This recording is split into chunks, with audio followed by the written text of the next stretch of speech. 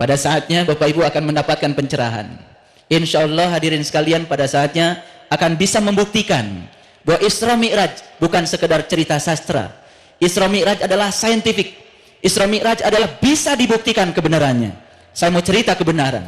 13 tahun saya menangis. 13 tahun saya mencari kebenaran. 13 tahun saya mencari seorang guru yang mursyid, yang bisa mengantarkan saya untuk menemukan kebenaran yang sejati. Dari kecil saya belajar sholat. Umur 19 tahun saya sudah hafiz Quran. Karena bapak saya kiai. Semakin saya membaca Quran, semakin dalam membaca Quran, saya semakin tidak bisa tidur. Semakin gelisah batin ini. Katanya Allah ada bersama dengan kita, lebih dekat kepada kita daripada urut leher kita. Tapi kita belum bisa membuktikannya.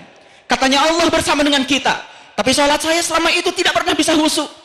Rakaat demi rakaat dilakukan, tetapi apa yang saya ingat, apa yang saya sembah, saya tidak mengerti.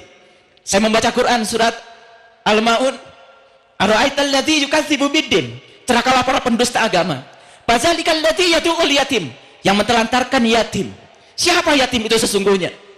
Dari kehidupan kita sehari-hari kita tahu yang namanya yatim adalah mereka yang tak beribu, yang tak berbapak. Tapi begitu saya membuka lembaran-lembaran kitab yang hakiki, ternyata yatim bukan yang tak beribu, tak berbapak. Bukan manusia yang namanya yatim. Yang tak beribu, yang tak berbapak bukan manusia. Setiap manusia yang lahir ke dunia pasti ada ibunya, pasti ada bapaknya. Betul? Cuman ada yang sudah meninggal, ada yang masih hidup. Siapa yatim itu sesungguhnya? Yang tak beribu, yang tak berbapak. Berarti yang yatim adalah yang tidak pernah dilahirkan.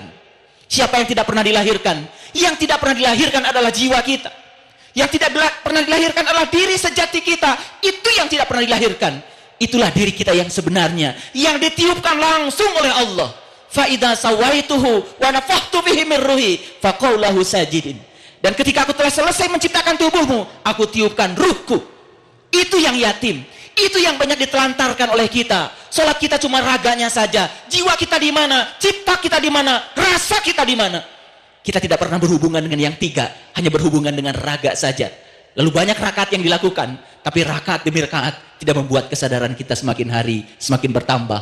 Tetap sakit hati kalau diomongin orang, tetap marah ketika orang marah kepada kita, tetap reaktif kepada situasi yang tidak kita inginkan, tidak pernah nyaman dalam kontradiksi. Kalau kita nyaman ketika kita mendapatkan yang kita ingin, itu biasa. Tapi kalau kita tetap nyaman dalam kontradiksi, mendapatkan yang tidak kita inginkan, tetap nyaman, itu ukuran spiritual. Disitulah ukurannya akhlak kita. Solat bukan tujuan, tujuan kita adalah akhlak. Nabi Muhammad menjadikan solat sebagai sarana untuk membangun akhlak.